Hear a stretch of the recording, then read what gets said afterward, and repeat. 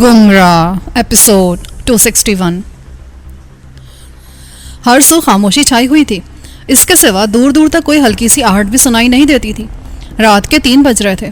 शाम की स्याही फैलने से पहले हम घर से निकले थे और अब तक किसी जगह सुकून से बैठकर सांस लेने का मौका भी मैसर नहीं आ सका था। हादसात और वाक़यात की एक ऐसी चीज़ में मैं उलझ कर रह गया था जिसका कोई सिरा हाथ नहीं आ रहा था। मेरे सारी खलकत ख्वाब खरगोश के मज़े लूट रही थी। एक पुरहंगाम दिन गुजार कर लोग अपने अपने बिस्तरों में लेटे आने वाले दिन की हंगामा खेजियों के लिए खुद को ताज़ा दम कर रहे थे, और एक मैं था जिसके लिए रात और दिन में कोई तमीज़ ही नहीं रही थी। अपनी ख्वाबगाह में आकर डॉक्टर ने टेलीफोन का रिसीवर उठाकर नंबर डायल किए। उधर भी शायद लोगों की आंखों से नींद उड़ी हुई थी। उनके 4 आदमी हमारी तरफ आकर वापसी का रास्ता गुम कर बैठे थे। उनके बारे में जानने के लिए ही वो टेलीफोन के करीब मौजूद थे, और इतनी रात गुजर जाने के बावजूद उनके कान फ़ोन की घंटी पर लगे थे। लिहाजा बेल बजते दूसरी तरफ से रिसीवर उठा लिया गया। डॉक्टर ने कोड वर्ड्स के तबादले के बाद उन्हें बताया कि गुलाम जिलानी उनसे बात करना चाहता है। ये कहकर उसने रिसीवर मेरी तरफ बढ़ा दिया। हेलो दोस्त, क्या हाल है तुम्हारा? मुझे तो तुम जानते ही हो ना, अखबार वालों ने बड़ा नाम उछाला है मेरा। मैंने रिसीवर हाथ में लेते हुए कहा, तुम वो लाहौर वाले गुलाम जिलानी तो नहीं हो जिसकी पुलिस को तलाश है? अखबारों में तो अक्सर उसी का नाम पढ़ा है। बिल्कुल ठीक समझो तुम, मैं वही गुलाम जिलानी हूँ प्यारे, जिसका एक गुर्दा डॉक्टर धुम्मन ने तुम्हारे हाथ बेचा था कभी। क्या बकवास है ये? दिमाग तो खराब नहीं हो क्या तुम्हारा? किसी आदमी का गुर्दा हम क्यों खरीदेंगे? आदमखोर तो नहीं हम। चुप करो, सफाइयाँ पेश ना कर मेरे सामने। जानता हूँ मैं तुम लोगों को खूब अच्छी तरह से, और तुम्हारी ज़रूरतों का भी इल्म है मुझे। डॉक्टर काजी साथ ही बैठा मेरे, और तुम्हारे वो 4 बंदे जो इससे गुर्दे हासिल करने के लिए आए थे उन्हें भी बांध रखा है मैंने। अब मुझे बहलाने की कोशिश ना करो। अपने किसी बड़े को बुलाओ, उससे बात करना चाहता हूँ मैं। मैंने उसकी बात काटकर दरश्त लहजे में कहा, मैं समझा नहीं, तुम किन 4 आदमियों की बात कर रहे हो? डॉक्टर काजी के पास तो मलिक साहब गए थे अपनी दवा लेने को। उन्हीं का जिक्र कर रहे हैं भाई। वो तुम्हारे मलिक साहब दवा तो हासिल ना कर सके, बस इधर ही लंबे लंबे लेट गए हैं, और उनके साथ शाजी जो आए थे वो भी उनके साथ ही लेट गए हैं। शायद मुकाबला कर रहे हैं कि कौन ज्यादा देर तक बेहोश रह सकता है। उनके बाद 2 टार्जन नुमा आदमी और आए थे, मगर उन दोनों को बेहोश पड़े देखकर वो इस सदमे को बर्दाश्त न कर सके और वो भी लहराकर एक दूसरे पर गिर पड़े। मैंने उन्हें एक महफूज मकाम पर पहुंचाकर आरामदेह बिस्तरों पर लिटा दिया है। उनके साथ देखभाल के लिए डॉक्टर के दरबान को भी वहीं पहुंचा दिया है मैंने। अब आई समझ में कि मैं क्या कह रहा हूँ? उन्हीं के सिलसिले में उनके किसी सरपरस्त से बात करना चाहता हूँ मैं। ओह, तुमने कोई ज्यादती तो नहीं की उनके साथ? अगर ऐसा हुआ तो बहुत बुरा होगा ये तुम्हारे लिए। वो गुर्राते हुए बोला, ओए तू कैसा उल्लू का फर्जंद है भाई? मैं उनके किसी सरपरस्त से बात करने को कह रहा हूँ और तू धमकियां दे रहा है मुझे। तुम्हें जो कुछ कहना है तुम मुझसे कह सकते हो। मुझे यकीन है तुमने कोई चाल चली है उनके साथ। यूं आसानी से ढह जाने वाले लोगों में से नहीं है वो, बल्कि उन्हें ज़ेर करने की कोशिश में अच्छे अच्छों को बर्बाद होते देखा है मैंने अब तक। ये सब वक्त वक्त की बातें हैं। आदमी को छोटी मोटी कामयाबियों पर अपने बारे में खुशफहमी का शिकार नहीं होना चाहिए। तुमने जिन अच्छे अच्छों को उनके हाथों बर्बाद होते देखा है, मुमकिन है वो सिर्फ नाम के ही अच्छे हों और अंदर से बिल्कुल खोखले हो चुके हों। मुझे तो उन दोनों बॉडी बिल्डरों में कोई भी नाकाबिल शिकस्त चीज़ दिखाई नहीं थी अब तक। खैर, मुझे बताओ तुम चाहते क्या हो उनके सिलसिले में? क्या बात करना चाहते हो मुझसे? मैं सिर्फ ये पूछना चाहता हूँ कि उन 5 आदमियों की कीमत क्या है तुम्हारी नज़र में? कीमत से क्या मुराद है तुम्हारी? खुलकर बात करो, मैं तुम्हारी बात का मतलब नहीं समझ सका हूँ। वो झूठ बोल रहा था और ये झूठ उसके लहजे से साफ आया था। शायद वो इस तरह मुझ पर जाहिर करने की कोशिश कर रहा था कि वो लोग उसके लिए कुछ ज़्यादा अहम नहीं है। हालात का अंदाज़ा उसे हो चुका था अच्छी तरह, और उनकी अहमियत कम करके वो मुझे मायूसी का शिकार कर देना चाहता था ताकि मैं कोई बड़ा मुतालबा पेश ना कर सकूं। मैंने हंसकर कहा, तुम्हारी समझ खासी मोटी मालूम देती है मुझे। फिर भी तुम्हें कोई फ़ायदा ना हो सकेगा ऐसी बातें करके। अगर तुम अपने आदमियों को सही सलामत वापस देना चाहते हो तो तुम्हें बोली लगाना होगी उनकी। ये इत्तला तुम्हारे लिए दिलचस्पी का बायस होगी कि एक पार्टी 2 लाख फीकस दे रही है मुझे। क्या कह रहे हो तुम? उसके लहजे में हैरत नुमाया थी। किसी और को उनसे क्या दिलचस्पी हो सकती है? झूठ बोलते हो तुम। मुझे झूठ बोलने की क्या जरूरत हो सकती है? अगर तुम नहीं मानते तो ठीक है, मैं ज्यादा इसरार भी नहीं करूंगा। 10 लाख रुपए बुरे नहीं लगते मुझे। उनसे सौदा कर लेता हूँ मैं इनका, शायद 1-2 लाख और बढ़ जाएं। लेकिन वो है कौन आदमी? मुझे उनके बारे में बताओ। आखिर इतनी बड़ी ऑफर क्यों दी उन्होंने तुम्हें? वो नरम पड़ गया। ये बात कारोबारी उसूलों के खिलाफ है। उनके बारे में मैं कुछ नहीं बता सकता तुम्हें। मैं तो तुमसे बात भी नहीं करना चाहता था उनके बारे में। उस डॉक्टर के दरबान ने मजबूर किया मुझे तुमसे बात करने को। उसका ख्याल था तुम इस पार्टी के मुकाबले में उन लोगों की ज्यादा कीमत दे सकोगे। अब अगर तुम नहीं मानते हो तो कोई बात नहीं, बैठे बिठाए के 10 लाख भी बुरे नहीं है। अच्छा, खुदा हाफिज। वो जल्दी से बोला, ठहरो ठहरो, राब्ता मुनक़ता ना करना। तुम मुझसे क्या कीमत वसूल करना चाहते हो उनकी? कीमत तुम लगाओगे, मैं कुछ नहीं बताऊंगा इस बारे में। یہ تو ایک طرح کا نیلام عام ہے، جو بڑی بولی دے گا مال اسی کے نام چھوٹ جائے گا۔ پہلی بولی 10 لاکھ کی ہے، اب جو بولی تم دو گے وہ میں دوسری پارٹی کو بتا دوں گا۔ اگر اس نے تم سے زیادہ بولی دے دی تو پھر میں تم سے رجوع کروں گا، ورنہ بولی تمہارے نام پر ہی ختم ہو جائے گی۔ سمجھ گئے نا؟ اب بولی دو تم۔ ٹھیک ہے، میں تمہارے اس چکر کو کچھ سمجھ رہا ہوں، پھر بھی میں فی کس 3 لاکھ دینے کے لیے تیار ہوں۔ اچھی بات ہے، اب شاید تم نے کچھ سمجھداری سے کام لیا ہے۔ ہولڈ کرو، میں 2 منٹ کے بعد جواب دوں گا تمہیں۔ پھر میں نے ماؤتھ پیس پر ہاتھ رکھ کر ریسیور دور کر کے ڈاکٹر سے کہا، لو بھائی ڈاکٹر، وہ 15 لاکھ پر تک جھٹکے میں ہی آ گئے ہیں۔ ڈاکٹر کچھ پریشان نظر آ رہا تھا۔ وہ بولا، میں حیران ہوں، یہ تم کیا چکر چلا رہے ہو؟ اگر انہوں نے تمہارا مطالبہ مان بھی لیا تو ادائیگی کے ساتھ ہی وہ ان 5 کا مطالبہ بھی کریں گے تم سے۔ تم ان کو صحیح سلامت کس طرح پیش کر سکو گے انہیں؟ اور اگر تم نے کسی طرح انہیں موجودہ حالت میں قبول کرنے پر مجبور کر بھی لیا تو پھر تو میں مارا جاؤں گا بے موت۔ یہ بھی سوچا ہے تم نے؟ اس کی تم فکر نہ کرو، میں بتا چکا ہوں تمہیں، ان 5 میں سے کسی ایک آدمی کو بھی ہم ان کے حوالے نہیں کریں گے کسی بھی قیمت پر۔ ہم تو ان سے صرف پیسہ وصول کرنا چاہتے ہیں زیادہ سے زیادہ۔ بڑی دولت جمع کر رکھی انہوں نے گردے بیچ بیچ کر۔ اپنے آدمیوں کو حاصل کیے بغیر وہ ایک پیسہ بھی نہیں دیں گے تمہیں۔ تم انہیں اس قدر بے وقوف کیوں سمجھ رہے ہو آخر؟ تو بہت بزدل آدمی ہے یار، تو اس سے سلسلے میں بات کرنا ہی بیکار ہے۔ تیرے دل میں خوف بٹھا دیا ان لوگوں نے اپنا۔ پھر میں نے ریسیور قریب لا کر اسے مخاطب کیا جو دوسری طرف میرے جواب کا منتظر تھا۔ ہیلو، تم لائن پر موجود ہو؟ ہاں، میں انتظار کر رہا ہوں، بولو کیا کہتے ہو؟ 4 لاکھ فیکس کی بولی آئی ہے دوسری جانب سے، اور اتفاق سے ان کی آپس کی کچھ باتیں بھی میرے کان میں پڑ گئی ہیں، جس سے یہ اندازہ ہو گیا ہے مجھے کہ وہ ان لوگوں کو کیوں خریدنا چاہتے ہیں اور کہاں تک بولی دے سکیں گے۔ میں نے اس کے تجسس کو ہوا دینے کے لیے کہا، مجھے بتاؤ کہاں تک بولی دینے کا ارادہ رکھتے ہیں وہ لوگ اور کیوں خرید رہے ہیں وہ ان کو؟ حالانکہ یہ بھی کاروباری اصولوں کے خلاف ہے، مگر تمہارے ساتھ اتنی رعایت کر رہا ہوں میں، میرا خیال ہے تم مستحق بھی ہو اس کے۔ تو سنو، وہ یہی کاروبار کرتے ہیں جو تم لوگ کرتے ہو، تمہارے اور ان کے طریقہ کار میں تھوڑا سا فرق ہے۔ تم ڈاکٹروں کے پاس زیر علاج مریضوں کو تاکتے ہو اور وہ ایسے لوگوں کا سودا کرتے ہیں جن سے کسی کو کوئی ہمدردی نہ ہو۔ شاید ایسے لوگوں کی وہ ہر وقت نگرانی کرتے رہتے ہیں اور موقع دیکھ کر یا تو خود اچک لیتے ہیں یا اگر وہ کہیں پھنس جائیں تو قیمتاً حاصل کر لیتے ہیں انہیں۔ 2 آدمیوں کے ہمارے جال میں پھنستے ہی کوئی 15 منٹ بعد انہوں نے فون پر ہم سے رابطہ قائم کر کے ان کی قیمت لگا دی۔ ابھی بات چیت جا رہی تھی ان سے کہ ڈاکٹر کا دربان بھی بے نقاب ہو کر آن پھنسا۔ پھر تھوڑی دیر بعد وہ 2 باڈی بلڈر بھی پھندے میں آ گئے۔ اس طرح ان کے لیے بیک وقت 10 گردوں کا انتظام ہو گیا، جن کی قیمت وہ کسی خرطومی سے 10 لاکھ روپے فی گردہ کے حساب سے پورے 1 کروڑ روپے حاصل کر سکتے ہیں۔ اب اتنی بڑی رقم حاصل کرنے کے لیے وہ 25 لاکھ روپے تو خرچ کر ہی دیں گے۔ خرطومی کا نام سن کر اسے میری باتوں پر یقین آ گیا تھا، کیونکہ خرطومی ہی ان گردوں کا خریدار تھا۔ دھمن اور عالیہ بھی اسی کے ہاتھوں گردے فروخت کیا کرتے تھے اور ان لوگوں کا بھی وہی ایک گاہک تھا۔ یہ بات مجھے دھمن کے زمانے ہی میں معلوم ہو چکی تھی کہ وہ ایک گردے کے 10 لاکھ روپے دیتا ہے۔ چنانچہ خرطومی کا نام اور گردوں کی صحیح قیمت میری زبانی سننے کے بعد اس کے پاس شک کی کوئی گنجائش ہی نہیں رہی تھی۔ وہ چند لمحے خاموش رہنے کے بعد بولا، اس کا مطلب ہے تم ہر بات سے واقف ہو چکے ہو، لیکن میں جانتا ہوں تم یہ کہانی لے کر پولیس کے پاس نہیں جا سکتے۔ یوں بھی تم کوئی نیک نام آدمی نہیں ہو، اسی لیے لوگوں کی قیمت وصول کرنا چاہتے ہو تمہیں یہ کیسے معلوم ہو کہ وہ 25 لاکھ سے زیادہ نہیں بڑھیں گے؟ میں نے یہ نہیں کہا تم سے کہ وہ اس سے زیادہ نہیں بڑھیں گے، میں یہ کہہ رہا تھا کہ 25 لاکھ تو وہ خرچ کر ہی دیں گے، یقیناً اس سے زیادہ بھی کر سکتے ہیں وہ، لیکن میں نے فیصلہ کیا ہے کہ تمہارے آدمی تمہیں ہی لوٹا دیے جائیں، بشرطے کہ تم 30 لاکھ تک دینے کو تیار ہو۔ اس سے کم میں ہرگز نہیں دوں گا، یہ رعایت ہے تمہارے لیے، اس سے زیادہ میں کچھ نہیں کر سکتا۔ ٹھیک ہے، 30 لاکھ مجھے منظور ہے۔ اب یہ بھی بتا دو کہ رقم کی وصولی اور میرے آدمیوں کی واپسی کا طریقہ کار کیا ہوگا؟ روپیہ تم میرے بتائے ہوئے پتے پر پہنچا دو گے، وہاں سے جیسے ہی مجھے وصولی کی اطلاع ملے گی تمہارے آدمی چھوڑ دیے جائیں گے۔ اس کی کیا ضمانت ہے کہ تم روپیہ وصول کرنے کے بعد انہیں چھوڑ دو گے؟ اس نے میری توقع کے عین مطابق پوچھا۔ اس سوال کے لیے میں پہلے سے ہی تیار تھا۔ میں نے فوراً کہا، اس کے لیے میری زبان پر اعتبار کرنے کے سوا اور کوئی چارہ نہیں ہے۔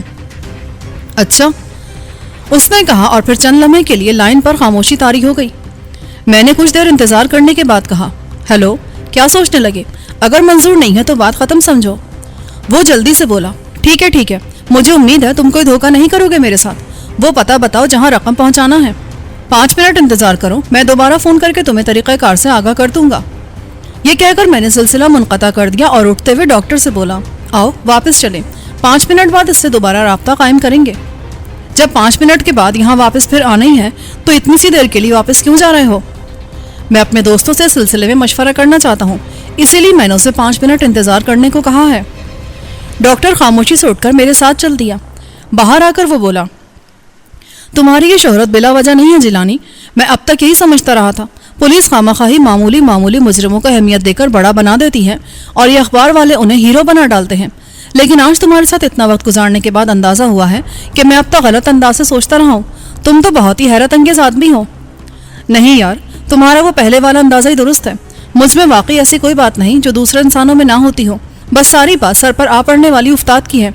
तुम कभी गैर मामूली वाकयात से दो चार नहीं हुए, इसलिए तुम्हारे अंदर पोशीदा बेशुमार सलाहियतें कहीं दुबकी पड़ी हैं। अगर तुम मेरे जैसे हालात से गुजरे होते तो मैं तुम्हें हैरत अंगेज कभी ना लगता। हाँ, शायद तुम्हारी ये बात ठीक हो। वो चलते चलते एकदम ठिठक कर चारों तरफ फैली हुई नीम तारीकी में झांकते हुए बोला, तुम जो कुछ करना चाहते हो जल्द अज जल्द करके यहाँ से रवाना हो जाओ। कहीं ऐसा ना हो अपने आदमियों को छुड़ाने के लिए मेरी कोठी पर धावा बोल दें। अगर ऐसा हुआ तो ये किस्सा तोली पकड़ता चला जाएगा। वो एक बाकायदा गिरोह है, जबकि तुम सिर्फ 4 आदमी हो यहाँ। उनमें से भी एक इतना जख्मी है कि चल फिर नहीं सकता भी कुछ दिनों तक। दूसरे में ये भी नहीं चाहता कि बात पुलिस तक पहुंचे। हाँ, ऐसा हो सकता है। वो सौदेबाजी के साथ साथ ताकत का इस्तेमाल भी कर सकते हैं। खैर आओ, हम कुछ सोचेंगे इस सिलसिले में। मैं वापस पहुंचा तो यह देखकर मुझे इत्मीनान हुआ कि हमारी गैरहाजिरी के दौरान खान और गुलजमान ने उन सबको बांध के डाल दिया था। मैं खान के कंधे पर हाथ रखकर उसे एक तरफ ले गया और बोला, मैंने उन्हें 30 लाख रुपए देने पर राजी कर लिया है। अब इस रकम की वसूली का मसला दरपेश है। सोचा यह है मैंने कि उन्हें रकम फिरोज को पहुंचाने के लिए कह दूं। वो रकम वसूल करने के बाद फोन पर हमें खबर देगा। फिर हम मजीद कार्रवाई के बारे में सोचेंगे। छोड़ूंगा तो मैं इनमें से एक को भी नहीं, लेकिन मैं ज्यादा देर यहाँ रुककर कोई खतरा भी मोल नहीं लेना चाहता। वो यहाँ यलगार भी कर सकते हैं। हाँ, ये ख्याल सही है तुम्हारा, लेकिन उन्हें फिरोज की तरफ भेजना भी मुनासिब नहीं होगा। वहाँ फिरोज और अनवर कमाल के अलावा हमारा एक शिकार भी मौजूद है। उधर का रुख भी ना करने दो उन्हें। रकम की वसूली के लिए तुम कोई और जगह बता दो। वहाँ वो रकम छोड़कर चले जाएं तो हमारा कोई आदमी भी उसे उठाकर ले आएगा और उन 5 को यहाँ से ले जाने के लिए किसी वैन का इंतजाम करना पड़ेगा। जिस गाड़ी में हम आए थे वो तो मुनासिब नहीं है इस काम के लिए। वैन के आने तक तो रुकना ही पड़ेगा हम सबको यहाँ। हाँ, ये मजबूरी तो है हमारे साथ। फिर यूँ करते हैं, यहाँ गुलजमान को इनकी निगरानी के लिए छोड़कर हम दोनों ही चलते हैं और फ़ोन पर फिरोज से बात करते हैं। रकम की वसूली के लिए जगह का इंतखाब करके वो बता देगा तो अनवर कमाल को जिम्मेदारी सौंप दी जाएगी। हाँ चलो, वैन का इंतजाम भी वो कर देगा, मगर वैन लेने जाना मुझे ही पड़ेगा। उसने ये जगह नहीं देखी है। ठीक है, फिर आओ चलकर बात करते हैं उससे। तुम उसे इस जगह का पता बता देना, वैन लेकर वो खुद आ जाएगा यहाँ। हम गुलजमान को कैदियों की निगरानी पर मामूर करके डॉक्टर के साथ एक बार फिर उसकी ख्वाबगाह की तरफ चल दिए। मैंने कहा, मुझे अफसोस है डॉक्टर, आज हमारी वजह से तुम्हें बहुत तकलीफ उठाना पड़ रही है। रात भी आंखों में ही कट गई तुम्हारी। जो हो गया उसका गम ना करो। मेरे लिए तो ये तकलीफ भी एक तरह से राहत है, क्योंकि इसके एवज मुझे एक निहायत ही घिनौने फिल से निजात मिल जाएगी। कैसे जलील काम में फंसा रहे थे ये लोग मुझे। अगर मैं निजात पा गया उनके चुंगल से तुम्हारी इस कार्रवाई के तुफैल, तो जिंदगी भर एहसानमंद रहूंगा तुम्हारा। खुदा तुम्हें अपने इस मकसद में कामयाब करे, मेरी फिक्र ना करो। ख्वाबगाह में आने के बाद खान ने टेलीफोन उठाकर फिरोज से राब्ता किया। फिर मैंने मुख्तसरन उसे तमाम हालात से आगाह करने के बाद पूछा, अब तुम बताओ रकम कहाँ और किस तरह वसूल की जाए इनसे। ये तो कोई मुश्किल मसला नहीं है। उससे कहो रकम एक थैले में भरकर भट्टी पार्क पहुंच जाए ठीक आधे घंटे बाद, यानी इस वक्त रात के 3:20 हुए हैं। उसे ठीक 3:50 पर वहां पहुंचना है। उस वक्त से ना 1 मिनट पहले ना बाद। वहां हमारा आदमी उससे रकम वसूल कर लेगा।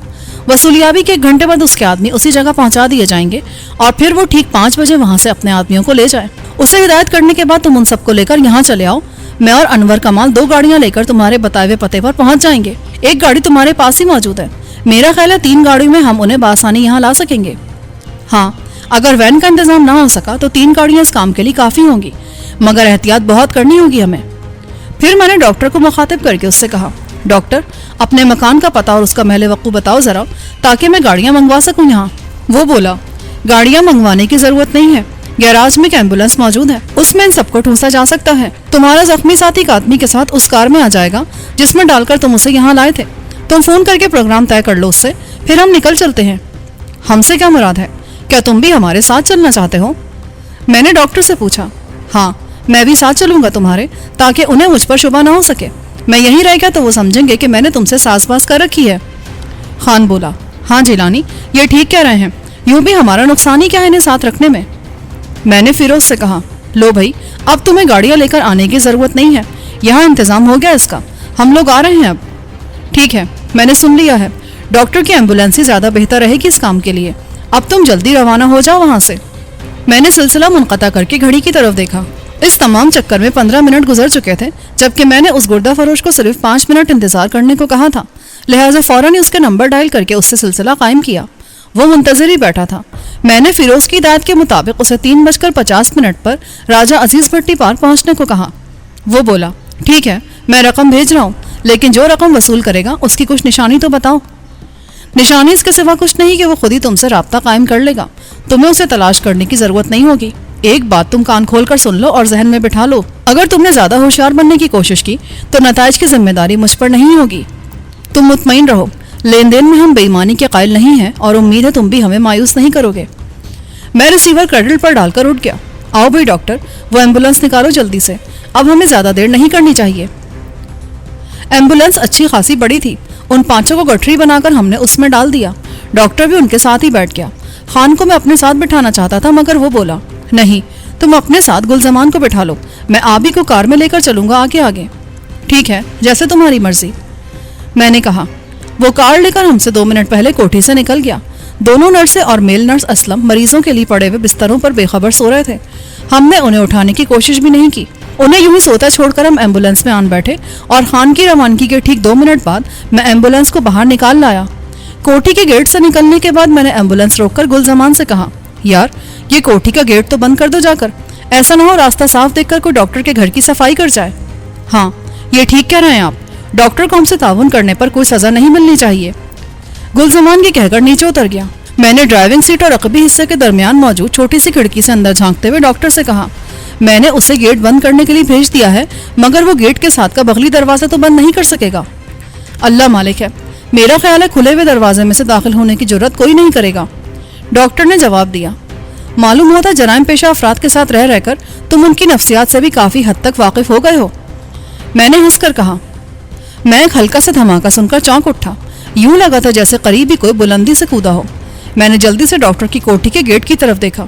گلزمان لمبے لمبے قدم اٹھاتا چلا آ رہا تھا۔ وہ قریب آئے تو میں نے اس سے پوچھا، یہ دھماکہ سنا تھا تم نے ابھی؟ کیا مطلب؟ کیسا دھماکہ؟ میں نے کچھ نہیں سنا۔ وہ حیران نظروں سے مجھے دیکھتے ہوئے بولا، ابھی ایسا لگا تھا مجھے جیسے کوئی بلندی سے کودا ہو نیچے زمین پر۔ میں نے ادھر ادھر نظریں دوڑاتے ہوئے کہا۔ وہ ایک دم کھلکھلا کر ہنس پڑا اور اپنی سیٹ پر بیٹھ کر دروازہ بند کرتے ہوئے بولا، تو تم نے مجھے باہر آتے نہیں دیکھا تھا؟ نہیں، میں ڈاکٹر کی طرف متوجہ تھا، لیکن اس بات سے دھماکے کا کیا تعلق ہے؟ یہ سوال کیوں کیا تم نے؟ تعلق یہ کہ وہ دھماکہ جس نے تمہیں پریشان کر دیا ہے میرے ہی کودنے کا تھا۔ میں نے گیٹ کو پھلانگ کر عبور کیا ہے، کیونکہ اگر میں بغلی دروازہ کھول کر باہر آتا تو پھر وہ دروازہ بند کرنا مسئلہ بن جاتا۔ چنانچہ میں نے ہائی جمپ کی مشق کر ڈالی۔ میں نے ایک نظر کوٹھی کے گیٹ کو دیکھا جو کسی بھی طرح 8 فٹ سے کم بلند نہیں تھا، پھر گلزمان کو حیرانی سے دیکھتے ہوئے بولا، کمال ہے بھائی، اتنے اونچے گیٹ کو تم نے چھلانگ لگا کر عبور کیا ہے، یقین نہیں آتا، بڑی حیرت کی بات ہے یار یہ تو۔ آپ شاید بھول گئے ہیں، میں نے خصوصی تربیت حاصل کی ہوئی ہے، یہ تو کچھ بھی نہیں ہے، میں 15 فٹ تک چھلانگ لگا سکتا ہوں۔ میں نے ایمبولینس آگے بڑھاتے ہوئے کہا، میں ایسا نہیں سمجھتا تھا تمہیں، اب ایک ایک کر کے تمہارے جوہر کھل رہے ہیں اور میں حیران ہو رہا ہوں۔ وہ مسکرا کر خاموش ہو گیا۔ دوسری طرف سے ڈاکٹر نے ہنستے ہوئے کہا، کیسے عجیب آدمی ہو بھائی تم، یہ تمہارے ساتھی ہیں اور تم ان کی صلاحیتوں تک سے ناواقف ہو۔ ایسا معلوم ہوتا ہے تم لوگوں کا ساتھ زیادہ پرانا نہیں ہے۔ تم نے بالکل ٹھیک اندازہ لگایا ڈاکٹر، ان سے متعارف ہوئے ابھی 24 گھنٹے بھی نہیں گزرے ہیں مجھے۔ حیرت ہے، اتنی سی دیر کی شناسائی میں تم لوگ ایک دوسرے کے اتنے قریب آ گئے ہو جیسے برسوں کا ساتھ ہو تمہارا۔ ڈاکٹر بولا، ہاں، جب 2 آدمیوں کا مقصد ایک ہی ہو تو انہیں آپس میں گھلنے ملنے میں زیادہ دیر نہیں لگتی ڈاکٹر۔ گلزمان نے جواب دیا۔ سامنے سے کوئی کار گلی میں داخل ہوئی تھی، اس کی ہیڈ لائٹ سے خارج ہونے والی تیز روشنی نے میری آنکھوں کو چندھیا دیا۔ میں نے جلدی سے ایمبولینس ایک سائڈ پر کر کے اسے گزرنے کے لیے راستہ دے دیا اور اس کی طرف دھیان دیے بغیر آگے بڑھتا چلا گیا۔ گلی کا موڑ کاٹتے ہی میری نظر کچھ دور کھڑی ہوئی اس کار پر پڑی جس میں خان آبی کو لے کر روانہ ہوا تھا۔ میں نے قریب جا کر اس کے برابر میں ایمبولینس روک کر کار کے اندر جھانکا۔ ایمبولینس کے رکتے خان کار سے نکل کر میرے قریب آ کے بولا، تم نے اسے دیکھا؟ کسے؟ کس کی بات کر رہے ہو بھائی؟ ذرا وضاحت سے بات کرو مجھ سے، پہلیاں نہ بجھوایا کرو۔ وہ کار جو ابھی اسی گلی میں داخل ہوئی ہے اس کی بات کر رہا ہوں میں۔ خان نے گلی کی طرف اشارہ کر کے کہا، ہاں دیکھی تھی میں نے وہ کار، کیا کوئی خاص چیز نظر آئی ہے تمہیں اس میں؟ میں نے اس سے سوال کیا۔ میرا خیال اگر غلط نہیں ہے تو اس میں ہمارے قیدیوں کے حمایتی ہیں اور یقیناً ڈاکٹر کی کوٹھی پر دھاوا بولنے گئے ہیں۔ اچھا، میں نے تو دھیان ہی نہیں دیا اس طرف، یہ تو بہت غلط بات ہو گئی یار، وہاں کوئی گڑبڑ نہ کر دیں، وہ ڈاکٹر کے گھر والوں کے ساتھ کوئی زیادتی نہ کریں، میرا خیال ہے ہمیں واپس چل کر دیکھنا چاہیے انہیں۔ میں نے فکر مندی سے کہا، یہ ایمبولینس یہیں کھڑی رہنے دو اور آبی کو بھی اسی میں منتقل کر دیتے ہم. اگر وہاں ہنگامہ ہوا تو آبی کی حفاظت کرنا مشکل ہو جائے گا ہمارے لیے. خان نے تجویز پیش کی.